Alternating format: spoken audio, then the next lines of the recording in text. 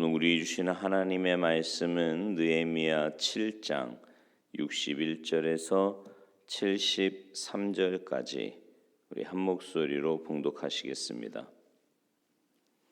느헤미야서 7장 61절에서 73절까지 우리 한 목소리로 봉독하시겠습니다.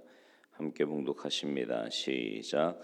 델멜라와 델하르사와 그룹과 앗돈과 임멜로부터 올라온 자가 있으나 그들의 종족이나 계보가 이스라엘에 속하였는지는 증거할 수 없으니 그들은 들라야 자손과 도비야 자손과 느고다 자손이라. 모두가 642명이요 제사장 중에는 호바야 자손과 학곶 자손과 바르실레 자손이니 바르실레는 길르앗 사람 바르실레 딸 중에 하나로 아내를 삼고 바르실레 이름으로 불린 자라. 이 사람들은 계보 중에서 자기 이름을 찾아도 찾지 못하였으므로 그들을 부정하게 여겨 제사장의 직분을 행하지 못하게 하고 총독이 그들에게 명령하여 우림과 둠밈을 가진 제사장이 일어나기 전에는 지속물을 먹지 말라 하였느니라. 온 회중의 합계는 42,360명이요 그 외에 노비가 7,337명이요 그들에게 노래하는 남녀가 245명이 있었고 말이 736마리요 노새가 245마리요 낙타가 435마리요 나귀가 6,720마리였느니라. 어떤 족장들은 역사를 위하여 보조하였고 총독은 금 1,000드라크마와 대접 50과 제사장의 의복 530벌을 보물 국간에 드렸고 또 어떤 족장들은 금 2만 드라크마와 은 2,200만회를 역사 국간에 드렸고 그 나머지 백성은 금 2만 드라크마와 은 2,000만회와 제사장의 의복 67벌을 드렸느니라. 이와 같이 제사장들과 레위 사람들과 문지기들과 노래하는 자들과 백성 몇 명과 느디님 사람들과 온 이스라엘 자손이 다 자기들의 성읍에 거주하였느니라. 아멘. 할렐루야.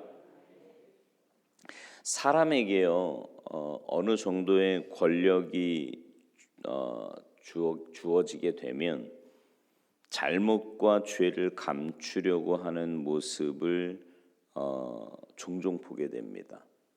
하나님은요 모세를 통해서 이스라엘에게 하나님 나라 백성으로 살아갈 법을 주셨지만 법대로 하면 법대로 한다고 욕하는 것이 또 사람이에요.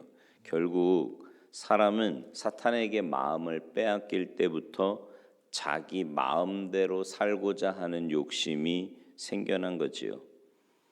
권력을 완벽하게 사용하는 사람이 있을 수 있을까요? 성경은 예수님만이 완전한 왕이라고 소개합니다. 그리고 우리는 예수님의 길을 걸어야만 비로소 온전해질 수 있는 겁니다.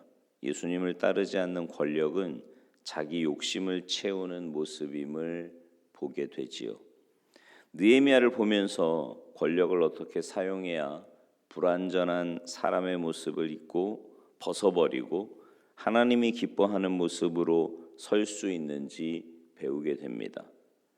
느헤미야는요 높은 자리에 오를수록 겸손했고요 하나님의 뜻을 구했으며 자기가 손해보는 것을 두려워하지 않았습니다. 가장 중요한 것은 그가 하나님의 말씀을 지키기 위해 노력했다는 사실입니다. 방해자가 등장을 하고 사람들의 불만이 쌓일지라도 그는 묵묵히 자기 할 일을 다하면서 하나님의 말씀에서 벗어나지 않았어요. 느헤미야 7장을 묵상하면서 느끼는 느헤미야의 모습은 안주함이 없었다는 겁니다. 그리스도인들이 게을러지는 가장 큰 원인은 이 정도면 됐지라는 생각이 시작될 때입니다. 뭐 말씀 한번 읽었으니 됐지. 성경 공부 한번 해봤으니 됐지.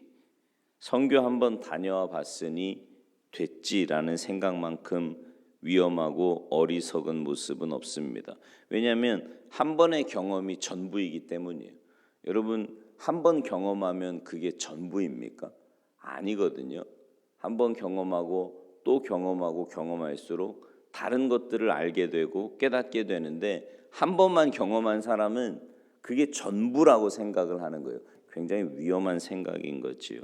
이 어리석음에서 벗어나기 위해서는 날마다 새로움에 도전할 수 있는 용기가 있어야 합니다. 느헤미야 2장부터 6장까지 성벽 재건 이야기가 등장하면서 빠지지 않는 존재가 바로 방해자들입니다. 산발락과 도비아로 시작된 방해자들의 모습은 느헤미야의 등장과 함께 불쾌함이라는 반응을 보입니다. 곧이어 성벽 재건이 시작되자 결정이 되자 게셈이 가담하면서 그들은 조롱과 모욕을 보입니다. 성벽 재건이 시작되자 사마리아 장로들과 군대가 방해자로 더해집니다. 이들은 느헤미야를 비웃어요. 그리고 성벽 재건이 한창 진행되자 아람, 암몬, 아스돗 사람까지 방해자로 나섭니다. 이들은 성전 재건하는 사람들을 공격할 계획을 세웁니다. 성벽이 완공되기 직전에는 여러 적이 합류하면서 느헤미야를 살해할 음모도 꾸며요. 그럼에도 성벽 재건이 완성되자 모든 적들은 낙담하게 됩니다. 느헤미야가 한순간이라도 안주하고 방심했으면 이 모든 일은 일어나지 않았을 거예요. 또한 느헤미야는 모든 일을 하나님의 법으로 처리했습니다. 포로에서 돌아온 명단을 마무리하면서 642명이 이스라엘 사람들인지 알 수 없다는 내용과 제사장 집안이지만 혈통을 입증할 수 없어서 제사장 직분을 행하지 못하게 했다는 내용이 나오는데요. 오늘 본문 61절에서 64절까지의 말씀이에요. 느헤미야와 함께 느헤미야의 뜻에 따라 모든 일을 진행했지만 중요한 일에 대해서는 말씀을 기초로 확실한 모습을 보여주는 것을 알 수 있습니다. 느헤미야는 건축을 위해 드려진 예물을 빠뜨리지 않았습니다. 이걸 통해서 그는 모든 일에 철저했다는 것을 알 수 있는데 포로에서 돌아온 사람들의 재산이 상당했던 것으로 보입니다. 출애굽 시대에도 마찬가지였지만 우리가 생각하는 일반적인 노예의 모습과는 분명히 다르지요. 오랜 시간 동안 하나님의 은혜로 그들은 많은 부를 축적할 수 있었습니다. 근데 그 부유함을 자기의 유익을 위해서 쓰지 않고 하나님이 원하시는 일에 사용한 모습을 보게 됩니다. 여러분, 하나님은요 언제나 우리를 빈손으로 내버려 두지 않으십니다. 다만 우리에게 주어진 풍요를 이기적으로 사용할 때 하나님은 우리를 빈손으로 만드실 수 있음을 기억해야 합니다. 성벽이 완성되자 사람들은 자기 삶의 터전으로 돌아갑니다. 분명 어렵고 힘든 삶이 기다리고 있었을지 모르지만 하나님 나라를 조금이나마 회복시킬 수 있었다는 보람이 그들의 삶을 지배했을 겁니다. 오늘 본문 70절에서 72절에 보면 여러 지도자들이 금과 은과 옷가지들을 드렸다라고 하는 단어를 3번이나 반복해서 강조합니다. 여러분, 이런 말 들어보셨어요? 하나님은 버는 돈을 계산하지 않으시고 쓰는 돈을 계산하신다는 말이 있습니다. 이스라엘 백성들이 왜 자기들의 집도 없고 생활도 안정되지 않았는데도 불구하고 이렇게 바치면서 헌신을 하였는가? 그들은 하나님의 성전이 있는 예루살렘으로 돌아온 것만으로도 감사하고 감격했기 때문이지요. 여러분, 오늘 우리도 마찬가지예요. 우리는 헌신을 우선으로 살아야 되는 존재들입니다. 제가 늘 말씀드리지만 우리는 세상 사람들처럼 그냥 이 땅에서 잘 먹고 잘 살고 나 편하고 쾌락을 즐기고 이러기 위해서 사는 존재가 아니라 말입니다. 왜냐하면 우리의 영혼을 죄악과 지옥의 형벌로부터 구원해 주셨기 때문이에요. 구원으로 끝입니까? 새 생명 주셨잖아요. 그 새 생명으로 이 땅에서의 삶이 끝이 아니라 우리는 영원한 천국에서 주님과 함께 살아갈 사람들이라 말입니다. 늘 말씀드리지만 이 땅에서 여러분이 누리는 거는 잠시 하나님께 받은 거예요. 청지기라고요. 만약에 그게 내 거라 그러면 가져가야죠. 근데 못 가져가잖아요. 천국의 영원한 복뿐만이 아니라 모든 것에 넘치도록 풍성한 복을 우리는 받아서 누렸기 때문입니다. 그래서 여러분, 우리의 삶에는 분명히 헌신이 있어야 되고요. 또 감사하는 성도는 헌신하게 되어 있습니다. 일찍이 북아메리카 대륙에 도착한 청교도들이 신앙의 자유를 찾은 은혜에 감사해서 맨 먼저 예배당을 짓고요.